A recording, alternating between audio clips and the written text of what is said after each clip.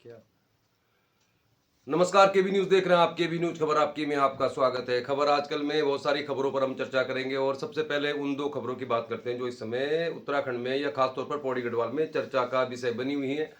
पौड़ी गढ़वाल के पैठाणी से एक युवती बिना बताए अपने घर से चली गई और कोटद्वार पहुंच गई। युवती का जो वीडियो और फोटो है सोशल मीडिया में वायरल हो गया और ये सोशल मीडिया में फोटो और वीडियो डालने वाला जो युवक था वो बिजनौर का निवासी था, यानी कि वो मुस्लिम युवक था। युवती के परिजनों ने जब ये पुलिस को खबर दी कि उनकी घर की एक युवती 20 साल की है, घर से लापता है, तो फिर पुलिस ने इसमें बड़ी मुस्तैदी दिखाई, बहुत तेजी दिखाई और पौड़ी पुलिस ने इस युवती को कोटद्वार से सकुशल बरामद कर लिया। और युवती कोटद्वार से बरामद हुई, उसके बाद उस युवक को भी गिरफ्तार कर लिया गया है जिस युवक ने इस युवती के साथ अपने फोटो वीडियो सोशल मीडिया में वायरल किए थे। उत्तराखंड में पहाड़ में ये पहली घटना नहीं है, मतलब ऐसी सैकड़ों घटनाएं हो चुकी हैं जब गैर मजहब के लोगों के साथ पहाड़ की युवतियों के इस तरह के वीडियो फोटो या भाग जाने की खबरें आती रही हैं। अब सबसे बड़ा सवाल तो यही है कि क्या हम अपनी संस्कृति को, अपने रीति रिवाजों को भूलते जा रहे हैं। और ये मामला पुलिस ने बड़ा सतर्कता से इसको सुलझा लिया, मतलब पौड़ी पैठाणी का बाजार भी बंद रहा, लोगों में नाराजगी भी है, गुस्सा भी है, निश्चित तौर पर जायज भी है। देवभूमि उत्तराखंड में इस तरह की घटनाएं अगर होती हैं तो इसमें लोगों का गुस्सा भी फूटता है, बाद में इसमें राजनीति भी होती है। लेकिन सबसे बड़ा सवाल तो यही है कि 20 वर्ष की युवती एक सैलून चलाने वाले, यानी कि अगर हम स्थानीय भाषा में कहें नाई की दुकान चलाने वाले गैर मजहब के व्यक्ति के संपर्क में आई कैसे? सबसे बड़ा सवाल तो यही है ना, क्योंकि निश्चित तौर पर ये बिल्कुल शर्मसार कर देने वाली घटना है। और उत्तराखंड के पहाड़ों में जो गैर मजहब के लोग हैं, जो छोटा मोटा कारोबार करते हैं और यहाँ पर की युवतियों के साथ उनके बहला फुसलाने को लेकर, कह लीजिए आप कैसे भी कह लीजिए, संबंध बन जाते हैं और उसके बाद कई युवतियाँ भाग भी जाती हैं घर से और कई इस तरह के वीडियो फोटो या इस तरह की खबरें आती रहती हैं। तो हमारा ये मानना है कि ये दरअसल बहुत छोटा मामला नहीं है। इसको अगर हम हिंदू मुस्लिम के एंगल से भी देखेंगे तो ये बहुत खराब बात है। लेकिन सबसे बड़ा सवाल तो यही है, जैसे मैं कह रहा हूँ कि भाई एक युवती जो 20 साल की है और पहाड़ में, मतलब पैठाणी में एक नाई की दुकान चला रहे व्यक्ति के संपर्क में आई कैसे? और अगर वो संपर्क में थे, उनके फोटो बने या वीडियो उन्होंने बनाए, या गलती से बनाए या धोखे से बनाए, चालाकी से बनाए, लेकिन सबसे बड़ा सवाल तो यही है कि एक युवती एक नाई के संपर्क में आ कैसे गई? उत्तराखंड में बहुत तरह की बातें चलती रहती हैं। आजकल आप सोशल मीडिया में देख रहे होंगे कि पहाड़ में क्या है कि शादी के लिए जो है लड़कियां, मतलब बहुत सारी डिमांड है उनके परिवार की कि कोटद्वार में मकान ज़मीन, देहरादून में, या मतलब सब तरह इस तरह की समस्या है। तो सबसे बड़ा सवाल यही है कि भाई इस तरह अपने पहाड़ की एक लड़की एक नाई यानी सैलून चलाने वाले के संपर्क में आ गई और बाद में जब शर्म वाली स्थिति होगी तो घर से चली गई, बाद में उसको बरामद भी कर लिया गया। लेकिन ये आने वाले समय की उन तमाम, मतलब दुविधाओं को दर्शाता है कि आने वाले समय में पहाड़ का भविष्य क्या होने वाला है। मोबाइल फ़ोन भी एक इसके लिए बहुत बड़ा कारक है और हमारा ये मानना है कि इस पर तो अब आरोपी को तो जेल भेज दिया गया है, लेकिन इस तरह की घटनाएं बहुत लंबे समय से हो रही हैं। तो हमें अपने बड़े होते बच्चों के प्रति जागरूक रहना चाहिए, उनके संपर्क में रहना चाहिए, उनके साथ बातचीत करते रहना चाहिए। और हमारा तो ये मानना है कि अगर आपके घर में किशोर है, युवा है और उनके पास आपने एंड्रॉयड फ़ोन दिया हुआ है तो उस फ़ोन का पासवर्ड नहीं होना चाहिए, मतलब आपके बच्चों का फ़ोन खुला होना चाहिए। कभी भी आप अपने बच्चे के फ़ोन को चेक कर लें। और अगर आपका बच्चा युवा है, किशोर है और अगर उसका फ़ोन लॉक है, मतलब आप उसका फ़ोन नहीं देख सकते, मान के चलिए फिर बात भागने की नहीं है। कई तरह की जो गतिविधियाँ हैं फ़ोन के जरिए, मोबाइल फ़ोन में इस तरह की कई जानकारियाँ होती हैं। बच्चे ड्रीम इलेवन खेल रहे हैं, जुआ खेल रहे हैं, जंगली रमी खेल रहे हैं, या किस किस से मिल रहे हैं, किस किस चीज़ों को देख कर वो आगे बढ़ना चाह रहे हैं। तो इस सब की जानकारी आपको होनी चाहिए। बहुत शर्मसार कर देने वाली ये खबर है, लेकिन इस खबर के पीछे की जो सच्चाई है उसको आप मानेंगे तो फिर ये जागरूकता के लिए बहुत ज़रूरी है। पेरेंट्स को मालूम होना चाहिए था पैठाड़ी में क्या, अगर ये युवती उस सैलून चलाने वाले से मिली होगी तो उस दौरान किसी को मालूम नहीं चला क्या? उसकी सहेलियां, यार दोस्त या लोगों को मालूम नहीं चला? ऐसा कैसे हो गया कि भाई एक 20 साल की युवती एक सैलून चलाने वाले नाई के साथ संपर्क में थी, उसके फोटो भी बन गए, वीडियो भी बन गए और किसी को मालूम नहीं चला? तो समय रहते अगर इन चीज़ों को देख लिया जाए तो ज़्यादा बढ़िया है। काफ़ी शर्मसार कर देने वाली खबर है और पुलिस ने इसमें मुस्तैदी से काम किया, इसके लिए पुलिस को सैल्यूट करते हैं। अब दूसरी खबर जो आ रही है वो खबर काफ़ी दिनों से चर्चा में है। पूरे उत्तराखंड में 90 करोड़ रुपए की रकम की ठगी का मामला जो आया है, मतलब LUCC नामक जो कंपनी है जिसमें 192 करोड़ रुपए जमा है ऐसा बताया जा रहा था, और इसमें से कम 90 करोड़ रुपए तो 92 करोड़ रुपए उत्तराखंड के ही है। पौड़ी गढ़वाल में भी अब इनकी बहुत सारी शाखाएं थी, तो कोटद्वार बाबर के दुर्गापुरी शाखा में भी LUCC के निवेशकों ने कल एक बैठक की, हंगामा हुआ वहाँ पे, और निश्चित तौर पर ये बहुत बड़ी समस्या है। इसमें बहुत वैसे आम लोगों का ही पैसा लगा हुआ है, जो मेहनत मजदूरी करके दिन भर में 200 300 400 रुपये कमाते हैं। कोई फास्ट फूड की दुकान चला रहा है, कोई परचून की दुकान चला रहा। कुछ लोगों ने अपने जान पहचान की वजह से, या हो सकता है कुछ लोगों ने लालच के चलते भी पैसा लगा दिया। कोटद्वार में तो बहुत सारी मतलब ऐसी मामले आ रहे हैं ठगी के, जिनमें जैसे कमेटी वगैरह चलती है और बाद में कमेटी का मालिक ही फरार हो जाता है। तो ऐसा क्यों होता है, थोड़ा सा इसको जानकारी देते हैं। फिलहाल दुर्गापुरी में जो निवेशक थे उन्होंने हंगामा किया इस ऑफिस में, और हमारे मानना है कि जैसी पुलिस ने जानकारी दी है, समाचार पत्रों में जो जानकारी आई है, तो मालिक तो दुबई फरार हो गया है। जरूर इसमें कार्रवाई होंगी, कुछ गिरफ्तारी होंगी, बाद में जमानत भी हो जाएगी, क्योंकि जो पैसा है वो मालिक जो कंपनी का है उसके बारे में कहा जा रहा है कि वो दुबई चला गया है, और बाकी जो सारे लोग इस फाइनेंस कंपनी से जुड़े हुए थे, स्थानीय लोग, उनके लिए मुश्किलें बढ़ती जा रही है। दरअसल आज के दौर में क्या है, बेरोजगारी बहुत है, काम है नहीं, और लोगों को कोई भी काम लगता है आसान तो उस काम को पकड़ लेते हैं। तो भैया ये मान के चलिए, आपकी नौकरी अगर आपकी नहीं है और आप किसी और काम से पैसा कमाना चाहते हैं, तो ये बहुत दुगनी मेहनत वाला काम है। और ये पैसा जो अब चला गया है, क्या वापस आ सकता है, क्या संभावना है, उस पर बात करते हैं। तो दरअसल ये कंपनियां चलती कैसे, पहले इसकी बात करते हैं। और बैंक में जो पैसा आप जमा कराते हैं, तो बैंक से पैसा आपको क्यों मिल जाता है, और इन कंपनियों से पैसा एक समय बाद क्यों नहीं मिलता, उसके बारे में आपको थोड़ा सा बताते हैं। दरअसल ये जो कंपनी थी लोनी अर्बन, LUCC, बड़ा लंबा सा नाम इन्होंने रखा है। हो सकता है RBI में रजिस्टर्ड ये कंपनी रही हो। अब सबसे बड़ा सवाल तो यही है कि इतनी सारी ब्रांचेज इन्होंने पूरी पौड़ी गढ़वाल में खोली हुई थी। जो स्थानीय प्रशासन है, LIU है, या जो भी फाइनेंस देखने वाली टीम है, उन्होंने ये देखा नहीं कि ये जो फर्जीवाड़ा हो रहा है, ये जो पैसा लिया जा रहा है RD FD के जरिए, ये एक इनलीगल है। और क्यों इनके ऑफिस के कार्यालयों की कागजों की जांच नहीं हुई, ये सबसे बड़ा सवाल है ना। अब तो पैसा नहीं मिल रहा लोगों को, तो अब पुलिस ने कुछ लोगों को गिरफ्तार भी कर लिया है, मतलब इसमें प्रशासन सख्त भी हो गया। लेकिन सबसे बड़ा सवाल तो यही है कि इस कंपनी की दुर्गापुरी, कोटद्वार, सतपुली, श्रीनगर, पौड़ी, पता नहीं कहाँ कहाँ ब्रांचें खुली हुई थी, और इसमें बहुत सारे लोग जुड़े हुए थे। स्थानीय अब स्थानीय लोगों के ऊपर ही बात आ जाएगी, जिन लोगों ने अपने दम पर, अपने कहने पे इस तरह इन्वेस्ट कराया कि मैं हूँ, मेरे कहने में हो जाएगा, तो ये उनके लिए बड़ी मुश्किल वाली बात है। क्योंकि वित्तीय मामलों में बहुत आसानी से मामला सुलझता है नहीं। अभी जरूर कुछ लोगों की गिरफ्तारियां हो गई हैं, लेकिन अब सवाल तो यही है कि गिरफ्तार करने वाला व्यक्ति तो यही बोलेगा ना भाई कि मैंने तो पैसा आगे कंपनी में दे दिया था। अब पैसे मिलने की संभावना में हम निवेशकों को निराश तो करना नहीं चाहते, लेकिन फिर भी ये काफ़ी मुश्किल है। दरअसल होता क्या है कि ये 5-5 साल के लिए RD FD की स्कीमें चलाई जाती हैं। मैंने आज पैसा जमा किया, तो 5 साल पहले जिसने पैसा जमा किया था, मेरा पैसा उसको दे दिया जाता है, मैच्योरिटी हो जाती है, उसको पैसा मिल जाता है, वो दोबारा अकाउंट खोल देता है। इस तरह से ये रोटेशन वाला काम है, और ये तभी तक चलता रहता है जब तक इसमें इनकमिंग ज़्यादा होती है। लेकिन नए नए खातेदार, नए नए लोग पैसा लगाते रहते, तो पुराने लोगों को पैसा मिलता रहता है। इस तरह काम चलता रहता है। लेकिन वास्तविक जो प्रॉफिट है कंपनी का कुछ होता ही नहीं है। जब कंपनी का कोई कारोबार ही नहीं, तो पैसा कहाँ से कमाएगी कंपनी। तो ज़्यादातर ये मामला इस तरह का होता है कि जो पुराने खाते होते हैं, उनकी मैच्योरिटी में जो नए खातेदार है उनका पैसा दे दिया जाता है, और इस दौरान जो खर्चा होता है जब वो बढ़ने लगता है, यानी एजेंट को पैसा देना है, ऑफिस खोलना है, मैनेजर को पैसा देना है। जैसे इस कंपनी के बारे में बताया जा रहा था कि बड़ी बड़ी लग्जरी गाड़ियां उनको दी जा रही थी, जिन लोगों ने ज़्यादा खाते खुलवाए, तो यहाँ से पैसे मिलने की संभावना काफ़ी कम है। क्योंकि जो पैसा रोटेशन में था, अब पैसा आएगा नहीं, क्योंकि कंपनी के बारे में पूरा मीडिया में खबरें आ गई हैं। तो अब ये मान लीजिए कि LUCC जो कंपनी थी, इनके पास अब पैसा आ नहीं रहा है। तो जिन लोगों का पैसा मैच्योर हो चुका है, जिनकी FD RD मैच्योर हो चुकी है, तो फिर उनको पैसा देंगे कहाँ से। जब पैसा आएगा नहीं तो पैसा दिया कहाँ से जाएगा। तो इसलिए ये जो खेल है, ये सिर्फ पैसे को घुमाने का है, और इनके पास शुद्ध प्रॉफिट नहीं है। फिर आप कहेंगे बैंक में कैसे होता है। भाई बैंक भी RD करता है, FD करता है, लोगों को पैसे देता है, तो बैंक से तो कोई परेशानी नहीं होती। क्योंकि बैंक का क्या है कि बैंक में अगर आप FD कराएंगे तो आपको 7%, 6%, 8% का ब्याज मिलता है, प्रॉफिट मिलता है। और बैंक जब किसी को पैसा देता है ब्याज पे, तो 12-13% पे देता है। तो बैंक का जो शुद्ध प्रॉफिट होता है वो 5-6% का होता है। और बैंक को जो पैसा मिलता है रिजर्व बैंक से, वो काफ़ी कम इंटरेस्ट पे मिलता है। यानी अगर बैंक आपको FD पे भी जो पैसा देता है, तो उससे भी कम रेट पे बैंक को पैसा मिल जाता है।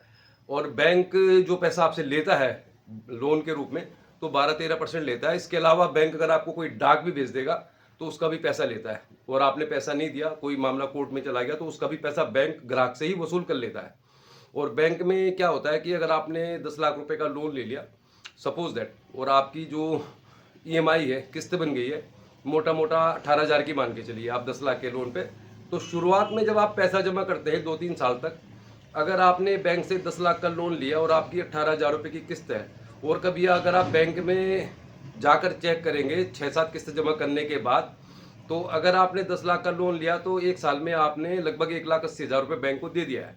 और जब आप अपना चेक करने जाएंगे तो आप 1,80,000 रुपये दे चुके होते हैं, लेकिन आपकी जो मूल रकम है वो 9.5 लाख ही रहती है, क्योंकि बैंक शुरुआत में ही जो ईएमआई होती है उसमें से 70 से 80% पैसा अपने पास रख लेता है ब्याज का, और मूल रकम में वो चढ़ी की चढ़ी रहती है। मतलब मैं आपको जो कहना चाह रहा हूँ कि अगर आपने बैंक से 10 लाख का लोन लिया, आपकी 18,000 की किस्त है, तो एक साल में आपने 1,80,000 रुपये जमा किया, और एक साल बाद अगर बैंक में अपने मूलधन को देखेंगे तो आपका जो मूलधन है वो 9,50,000 60,000 रहेगा, जबकि आप 1,80,000 रुपये जमा कर चुके हैं।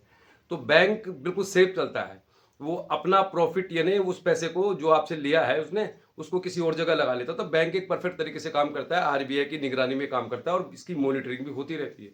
और ये कंपनियां सिर्फ मतलब एक इस तरह का माया जाल फैला के रखती हैं कि मतलब लोगों को दिखावा, शो ऑफ ज़्यादा करती है, उसमें इनका खर्चा ज़्यादा हो जाता है, इनके पास कोई कारोबार नहीं होता तो प्रॉफिट कहाँ से देंगे। तो एलयूसीसी में भी प्रॉफिट का कोई कारोबार था नहीं, और बड़ी निराशा के साथ कहना पड़ रहा है कि काफ़ी मुश्किल है इसमें पैसा वापस होना। चलिए फिर इसके अलावा कोटद्वार में क्या चल रहा है, इन खबरों पर हम चर्चा करेंगे, और आप दोनों ही तरह की जो खबरें इस समय उत्तराखंड में छाई हुई है इनको लेकर जागरूक रहिए।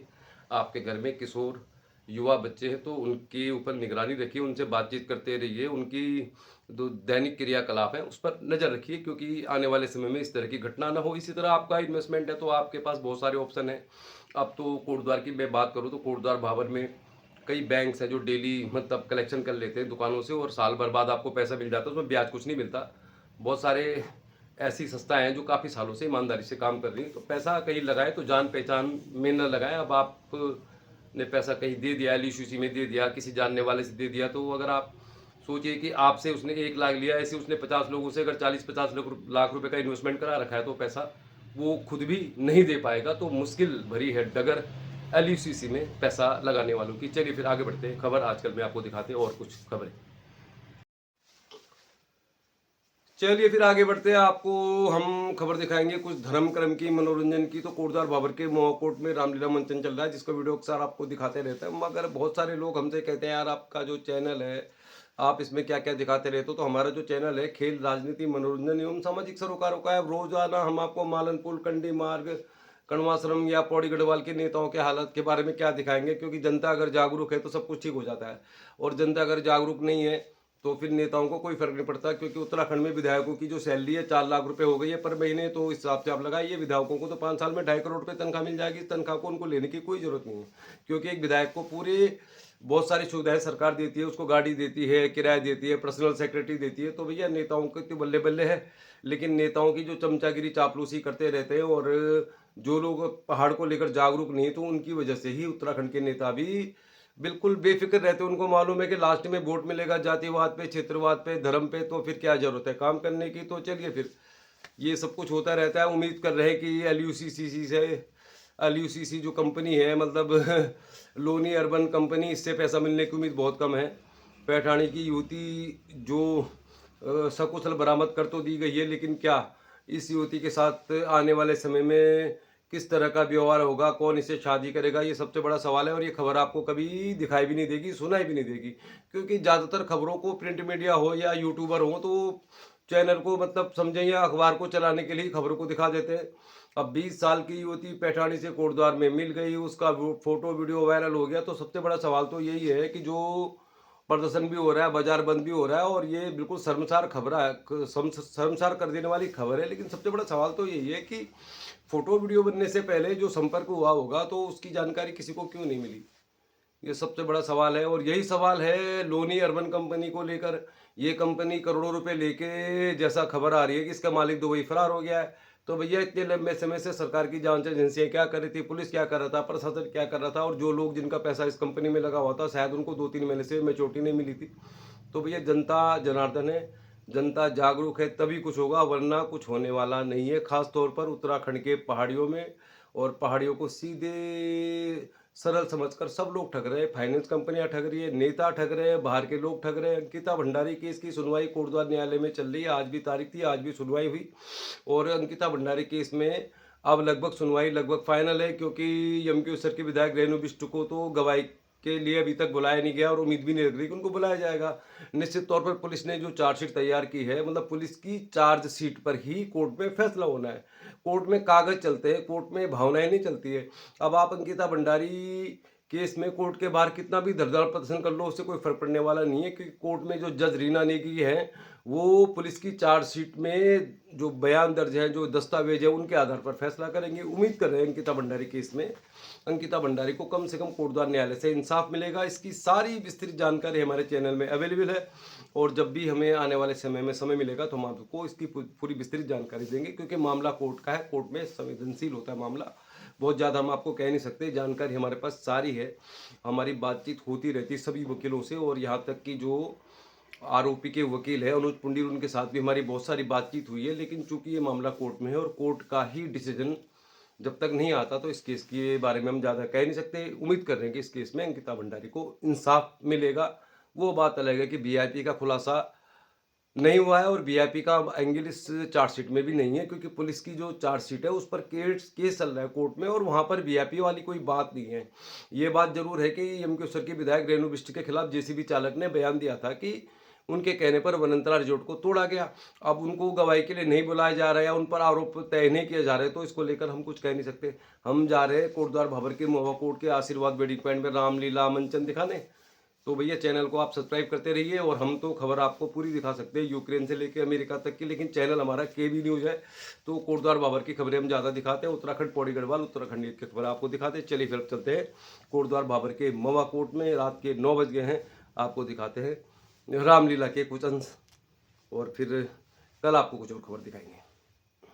चलिए फिर कोटद्वार भाबर के महुआ कोर्ट की रामलीला में आज लक्ष्मण शक्ति होनी है, बहुत बड़ा हो जाएगा वीडियो। चलिए शुरुआत की हाईलाइट आपको दिखाते हैं और आप देख रहे हैं केबी न्यूज़ खबर आपकी। फिलहाल रामलीला की हाईलाइट देखिए, कल दिखाएंगे।